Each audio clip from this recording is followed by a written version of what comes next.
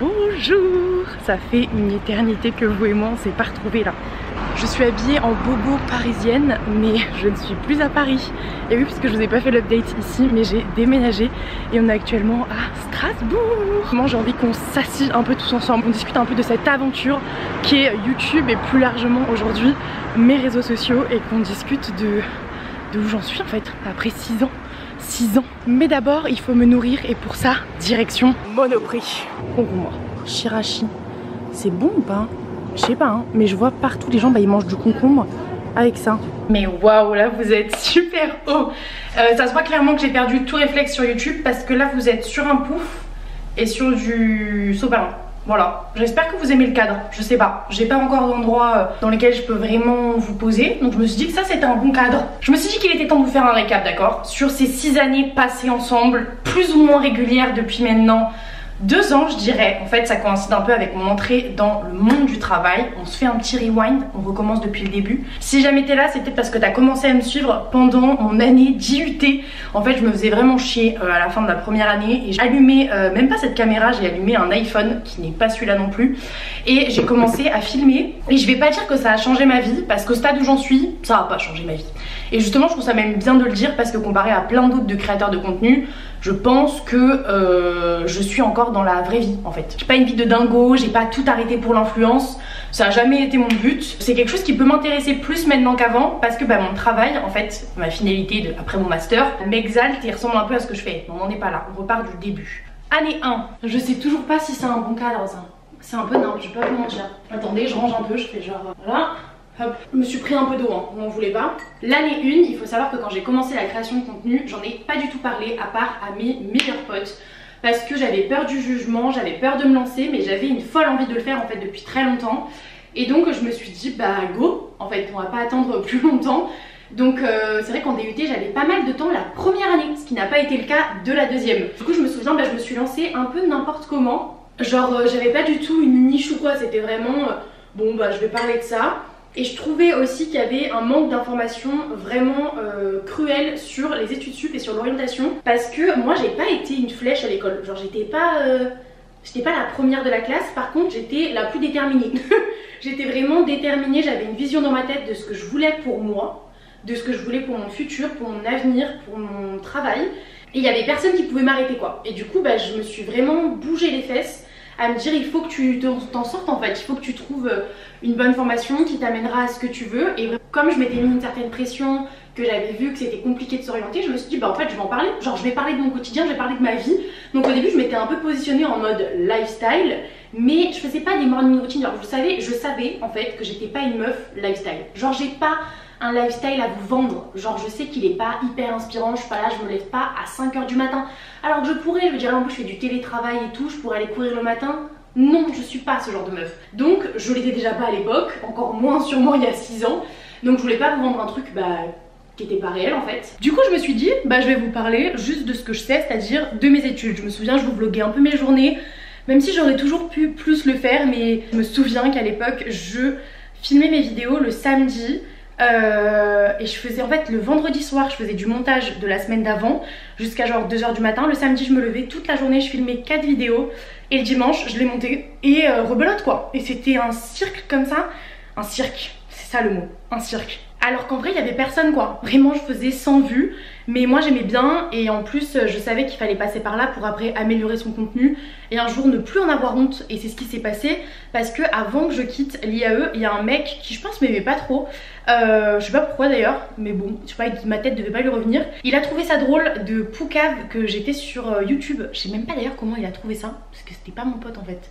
Mais il a Poucave aux premières années puisqu'il avait redoublé. En fait ça s'est un peu retourné contre lui, parce que les gens se sont pas du tout foutus de ma gueule. Genre vraiment les gens ont dit cool, parce que c'était plus la honte à ce moment là déjà de faire des vidéos sur YouTube, même si moi j'avais honte, mais bref. Ça tombait bien parce que je me barrais en Inde juste après, et en vrai les voyages et tout, ça a grave aidé mon contenu, parce que je me suis orientée aussi voyage, quelque chose que j'aimais beaucoup, et surtout je trouve expérience de vie. Ça m'a vraiment accompagnée, et maintenant je suis trop contente de pouvoir re-regarder ce que j'ai fait ces 6 dernières années. C'est vraiment dingo, genre surtout là je sais pas si vous avez vu, si vous me suivez sur Insta, mais j'ai fait des ateliers de pâtisserie cette année, et j'ai rencontré des meufs qui me suivent depuis l'Inde.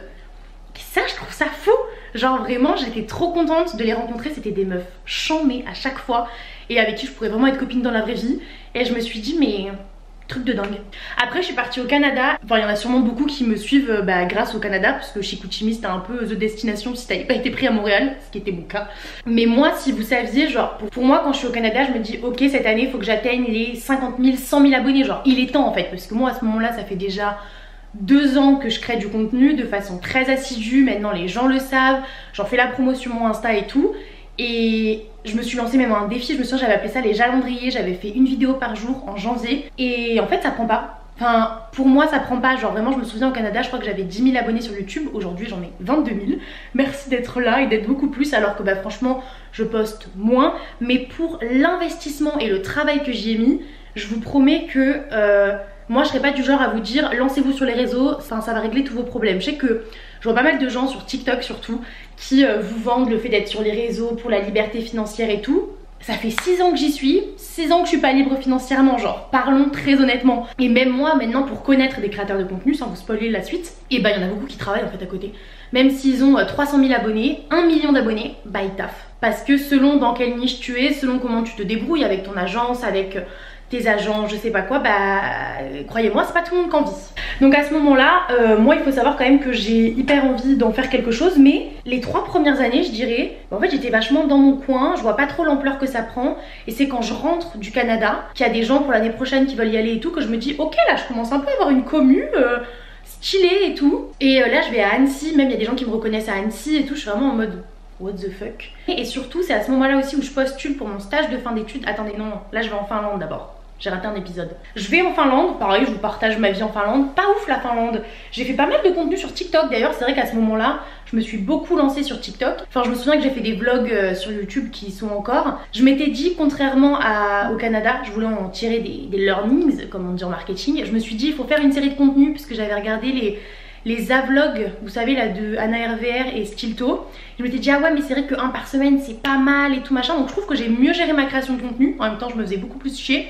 J'étais pas au top de ma forme, c'était vraiment pas ma meilleure année, voire la pire. Et en vrai ce que je regrette en 6 ans sur les réseaux, c'est de peut-être pas m'être assez ouverte. Après je pense que c'est peut-être pas pour ça que vous me suivez. Malheureusement, heureusement, je sais pas. Mais j'ai toujours mis un peu de la distance entre mes réseaux et ce que je vivais. J'avais pas envie qu'on me suive juste pour moi, mes trucs perso et tout, parce que je trouve qu'après ça peut être très intrusif. Et après les influenceurs disent oui mais c'est ma vie privée, blablabla. Oui mais quand tu la partages après, bon bah tu sais aussi les conséquences. Et du coup moi ça a toujours été une dualité entre j'ai trop envie qu'on soit copines, j'ai trop envie que comme les meufs que je suis et que j'aime trop, vous sachiez ma vie, vous sachiez des choses perso sur moi sans... vous voyez en savoir trop, mais genre même quand j'ai eu des mecs je vous en ai pas parlé, quand il m'est arrivé des trucs bien tristes je vous en ai pas parlé, ma famille je me suis jamais étalée dessus. Je me suis dit c'est con parce qu'en fait bah vous connaissez vraiment qu'une partie de moi très conseil, très retour d'expérience, et je pense bah, que c'est sûrement ce que vous aimez bien, mais je suis aussi autre chose. Et tout ça pour dire que du coup à la fin de ces 4 années, ouais à la fin de mon master 1, après avoir partagé énormément sur mes études, je me suis rendu compte que je m'étais mise dans une niche sans m'en rendre compte, puisque moi je vous le dis, quand je me suis mise au début sur les réseaux, je voulais partager mon quotidien au-delà de juste mes conseils étudiants. Sauf que bah, comme il y avait personne sur le marché des conseils étudiants, bah, mon profil se dégageait plus. Et je me suis dit merde, en fait je me suis enfermée là-dedans, et les premières offres de partenariat que j'avais c'était que pour ça. Donc au début c'était kiffant, mais après je me suis dit moi pour le coup je sais que je veux vraiment pas être conseillère d'orientation. Moi j'aime bien en fait vous donner de l'info, surtout en fait ce que j'aime c'est donner un retour d'expérience, que ce soit sur un voyage, sur une activité, sur une adresse de restaurant. Ce que j'aime c'est donner un feedback, genre dire ce que j'en ai pensé, essayer de le faire de façon constructive. C'est ça que j'aime bien au fond, mais c'est pour les études mais aussi pour tout le reste. Et du coup je me suis dit merde, on est dans la barbelade, parce que là je me suis mis dans un truc, comment je vais m'en sortir? Et en fait sans trop m'en rendre compte, TikTok ça a été la possibilité de sortir de ça, parce que je recommençais H0 avec des gens qui me connaissaient pas. Au début j'ai axé mes TikTok un peu sur les études sup, et puis après doucement c'est parti vers autre chose, et ça m'a vachement plu en fait. Donc là si je vous fais le résumé, on est sur 4 ans et demi d'influence, et il n'y a toujours pas des gros trucs qui se passent, hein. 4 ans et demi les gars, où je travaille, où franchement je prends 1 ou 2 semaines off par an, mais genre tous les soirs, tous mes temps morts, tous mes week-ends, c'est création de contenu. Et à ce moment là je me dis bah je crois que j'en veux plus en fait. Je crois que moi aussi j'ai envie d'avoir une plus grosse communauté, de parler à plus de gens, d'avoir plus d'impact, parce qu'en fait c'est surtout je me tue à la tâche à faire du contenu, j'aimerais que ça touche plus de gens, parce qu'en fait quand je passe des heures à faire du montage, des heures à aller tourner, à aller filmer, à scripter, bah en fait j'aimerais que ça touche plus de monde quoi. pour de vrai. Et c'est un peu frustrant des fois quand tu flop. Et ce dont je suis assez fière, c'est que pour le coup, contrairement à n'importe quel sport ou dans lequel je suis nulle, j'arrête. Là, même si j'étais nulle, j'ai essuyé des longues périodes dans lesquelles je perdais énormément d'abonnés, mais genre 2-3 000 quoi par mois. Je flopais, je n'avançais pas et tout. En vrai j'ai continué purement et simplement, je le sais, pour l'amour de la création. Parce que vraiment genre ce qui me tient c'est pas les chiffres, même si ça te booste et ça te récompense en gros. Tu vois, t'es en mode t'as bien bossé, hop les chiffres ils sont en vert quoi. Mais purement parce que déjà je suis devenue accro en fait à la création de contenu. Genre je ne peux pas ne pas créer du contenu, j'en suis incapable. J'ai déjà essayé hein, mais en fait au bout de 2 semaines, même 1 semaine en vrai ça me manque et je me retrouve à avoir envie de filmer. C'est devenu tellement dans ma routine, comme quoi les routines quand on les fait bien. Oula mais moi je parle déjà depuis un moment.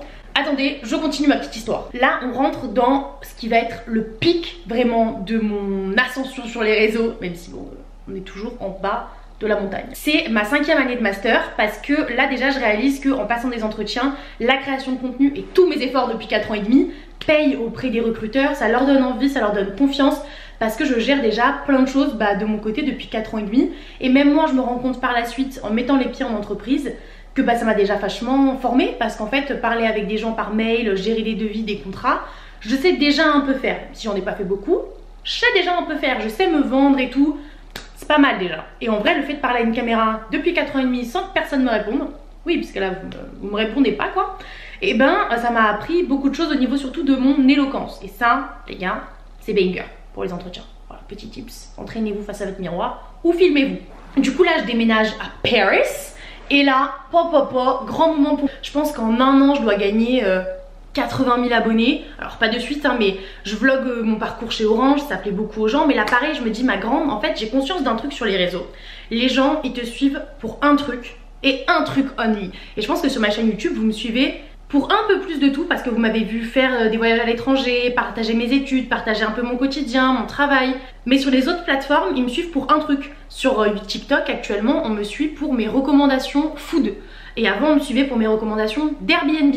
Et avant ça, on me suivait pour mes vlogs chez Orange. Et ce qui est très dangereux, c'est que quand tu nous mets dans une niche, tu peux plus en sortir. Et moi, j'ai réalisé, pour vous dire sans langue de bois, que en fait, être influenceuse à plein temps, ça pourrait me plaire, mais sous certaines conditions. Genre je pourrais pas être influenceuse à plein temps juste pour raconter ma vie, ça m'intéresse pas. Moi faut que j'ai un projet, faut que j'ai des choses, par exemple si c'est tester le plus de logements en France pour vous faire des retours et devenir un peu l'agente immobilière des réseaux, go. Si c'est pour voyager pendant des mois et vous faire un retour d'expérience, go. Mais il faut que j'ai un projet. Et mon projet ça pourrait pas être de faire des partenariats, enfin si vous me suivez vous savez déjà qu'on fait pas tous les 4 matins. Je serai pas une influenceuse placement de produits ou quoi, ça ne m'intéresse pas. Je m'ennuie trop vite, j'ai besoin d'être stimulée, ce serait pas possible. Et c'est pour ça que pendant longtemps je me disais, en fait je pourrais jamais être créatrice de contenu à plein temps, ça va me faire chier. Maintenant que j'ai beaucoup plus de travail avec la création de contenu, je me rends compte que non. En fait je me fais pas chier, une fois que t'es rentré dans la machine, ça va. Ça, le fait d'être sur Paris, c'est plus pratique pour les agences, pour les marques, genre ça c'est vrai. Genre vraiment moi je suis pas du tout partie à Paris pour ça. Je suis vraiment partie à Paris pour ma carrière professionnelle, la première, celle qui suivait mes études. Et j'avais pas du tout anticipé que ça pouvait aussi bien marcher pour mes réseaux. Et en fait c'est l'un des best moves que j'ai fait pour ma carrière sur les réseaux, c'est d'aller à Paris.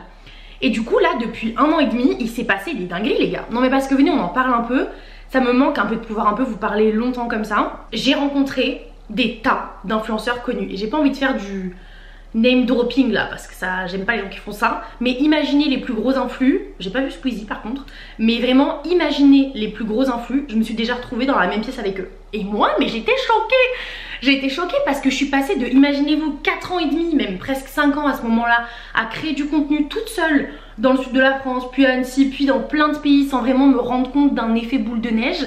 Et d'un coup je me retrouve à Paris, dans des soirées, avec des petits cocktails là. Genre je suis passée de l'autre côté de la story, vous voyez. Là c'est moi qui postais la story stylée avec des petits bars, des infos et tout. Voilà, j'ai été choquée et je suis toujours choquée parce que c'est pas toujours normal pour moi de faire ça parce que ça fait pas longtemps. Puis en gros, quand j'ai terminé mes études, je me suis dit je vais me donner à fond sur les réseaux. Parce que là j'ai commencé à signer des gros contrats avec beaucoup d'argent où je me suis dit ok, en vrai ça peut... je peux en vivre en fait. Même si ça me fait un SMIC par mois, je peux en vivre. La vérité c'est que moi j'ai pas grandi dans une famille hyper aisée, j'étais pas non plus défavorisée, j'étais dans la classe moyenne je pense. Et j'ai peur de manquer d'argent, j'ai peur de manquer dans la vie, j'ai envie d'être sûre que tout va bien se passer, que je m'assure un avenir tranquille. C'est aussi pour ça que je me mettais autant la pression pendant mes études. Et du coup, ça me fait peur en fait, si vous voulez, de tout plaquer, de me mettre à 100% sur les réseaux, même si aujourd'hui, je pense que ça me rendrait hyper heureuse. Ça me fait peur parce que je veux coffrer au max pour mettre à l'abri ma famille, pour me mettre à l'abri moi, et après me dire ok, mais d'abord, tu taffes ma grande, tu taffes. Et puis en plus, j'avais un peu ce truc de... J'ai vu plein d'influenceuses faire des études et après être influenceuse. Et en vrai, c'est un métier, hein, influenceuse. Maintenant, je le comprends. Mais j'étais en mode, tout ça pour ça 5 ans pour ça. J'aurais pu m'arrêter avant parce que tous les trucs que je fais sur les réseaux, je les ai aussi appris toute seule en vrai. C'est en faisant que t'apprends. Et c'est pareil dans un métier plus corporate, c'est en faisant que t'apprends. Mais je voulais quand même utiliser mon diplôme, vous voyez, pour avoir un vrai travail pour les gens, quoi. Et du coup, bah, c'est ce que je fais. Sauf que c'est arrivé à un moment où... J'aurais pu en vrai je pense me lancer à fond sur les réseaux, mais je me disais à la fois j'ai pas assez de sécurité, j'ai pas un partenariat à l'année qui m'assure des revenus stables. Vraiment les revenus, genre moi il y a plein de fois où je gagne 0 € parce que ça aussi je sais qu'il y a plein de fantasmes autour de l'argent qu'on fait. Ça me fait vraiment un beau complément, ça me permet d'épargner tous les mois. Je touche pas d'ailleurs à cet argent puisque je vous dis moi vraiment le but c'est pas de flamber avec les réseaux, c'est de pouvoir aider ma maman à acheter un appartement par exemple et de pouvoir moi m'acheter par la suite un appartement que j'aimerais mettre en location. Donc c'est vraiment des projets d'adultes durables qui me mettraient un peu à l'abri, je l'espère, un jour. Alors c'est pas avec un appartement que je vais être à l'abri, on s'entend, mais t'as compris, ça me permet d'épargner là où dans mon travail lambda, bah je peux pas épargner en fait. Je vous raconte beaucoup de choses là, hein. Il va falloir que j'écourte, hein. Ça va être une longue vidéo. En fait moi vous savez dans le travail vraiment je me mets à fond et justement les gens savent que vous êtes influenceuse, il y a un peu ces préjugés de ah bah elle va rien foutre. Alors que là par exemple je tourne cette vidéo sur ma pause déj pendant que mes collègues y mangent, moi je fais des vidéos quoi. Et ça c'est un peu les mauvais côtés, c'est à dire que vraiment je cravache, vraiment je taffe de ouf. Du coup pour vous parler de maintenant ma double vie, puisque là vraiment maintenant j'ai l'impression d'être Hannah Montana. Parce que bah, j'ai un travail qui me fait rêver. En vrai chez Ikea c'est une position de dingue. Genre j'ai des rendez-vous avec Meta, Snapchat, je fais des soirées cocktails et tout. Enfin j'ai une vie de dingo sur Paris, très Emily in Paris. Et quand je sors de ma journée de taf, bah souvent je vais en soirée presse influence avec des influenceurs. Et du coup je suis en mode mais waouh, genre c'est même pas genre je suis Miley Stewart la journée et Anna la nuit. C'est que j'ai l'impression d'être Anna toute la journée. Genre mon métier me plaît de ouf. Je trouve que j'ai une chance de ouf d'avoir commencé aussi bien dans ma carrière.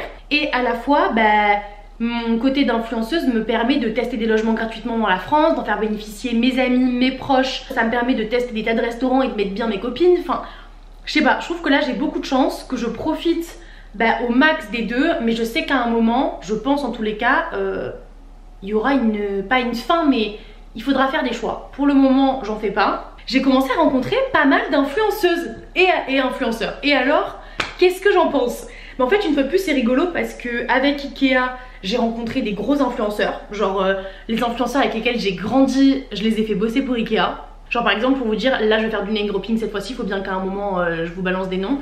Si vous l'avez déjà vu, sur Ikea, on a bossé avec Sullivan Gwen, MV Chiang, avec, j'ai vu Louise aussi de TikTok.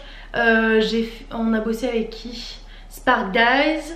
On a bossé avec Paola Locatelli. Alors elle je l'ai pas, pour le coup je l'ai pas rencontrée, elle a fait le tournage de son côté, mais c'est un peu dingue en vrai. Genre j'ai pu faire des trucs de dingue avec des très gros influenceurs.